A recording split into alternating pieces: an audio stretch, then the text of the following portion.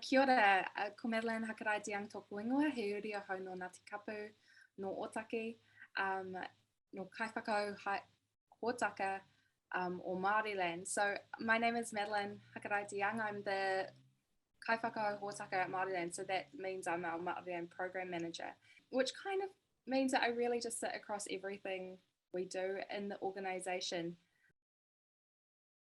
I came into Māoriland when I was 21, just straight out of university, when my auntie Libby gave me a call. I just graduated and she said, I'm starting a film festival, I need you to come home and help. So I'd been studying in Tāmaki Makaurau, and we are a creative family. I grew up in the arts and I grew up surrounded by storytelling. But when I went to university, my parents, who are both creatives, begged me to get a real job.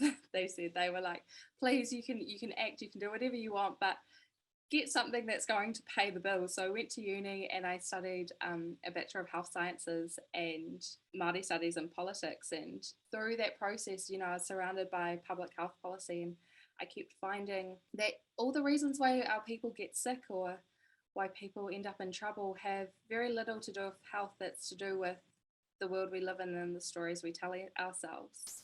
And it wasn't until I was in my last year of university and we were watching, I went into a tutorial and one of our tutors put on a film called Bastion Point Day 507 by Merita Mita.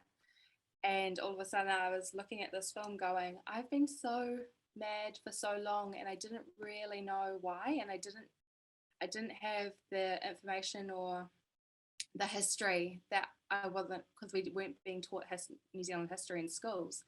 And I saw this film and it completely opened up my world. I was able to see how I felt on screen because it brought really recent history closer to me.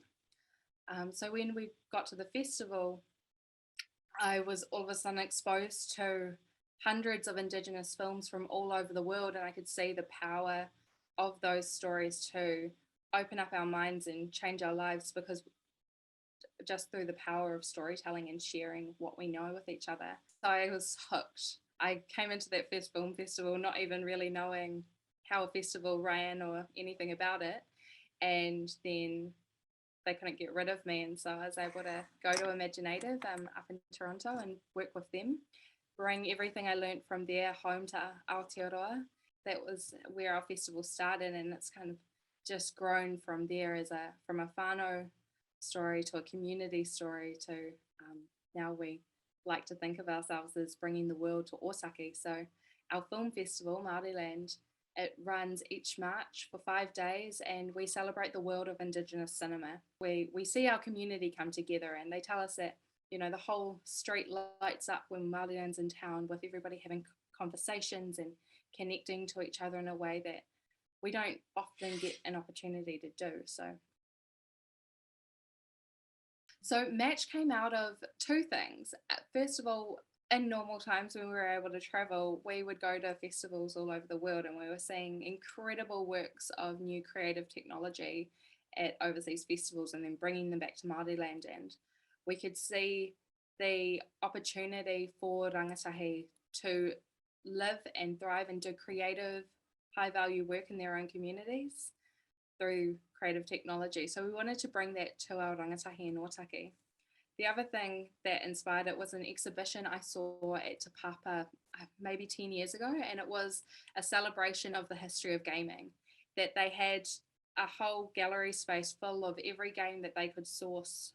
So you could move from Spaceys to old Sega consoles, Nintendo 64, PS1, old PC games all the way through. So I found the first game that I fell in love with, which was a PC game called Dungeon Keeper.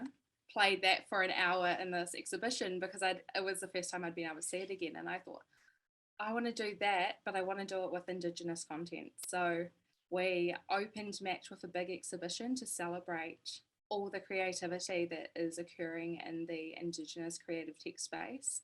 And so our goal with Match is that we give rangatahi the tools, they get inspired, they start working together, and they teach themselves, because they're all digital natives. So really, if you give them the tools and the support and then kind of walk away, they'll come up with new technology by themselves, and we'll see what we can make together. And so we're a year in, we've had 32 rangatahi through the course so far, and we're already in the place where they're teaching each other, and it's incredible. I think what inspires me is rangatahi, the immense creativity and opportunity that comes from when you support rangatahi to be creative. You can never predict where you're going to end up, and so that's always inspiring because they don't have any rules, right? Like, if you don't know the rules of the industry, then what's going to hold you back? The biggest thing I've learned is about taking a risk and saying yes to things. That when I started out working in the space, I was very, very shy, and I'd let anxiety hold me back in terms of not taking opportunities because I was scared. But by saying yes and putting myself into uncomfortable spaces, knowing that I had support around me to catch me has meant that I've been able to do so many things that I could never have imagined of doing if I'd let that fear hold me back. It's scary, but it's worth it.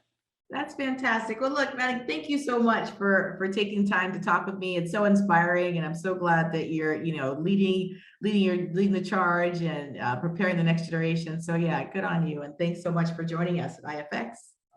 No worries. Thank you for having me.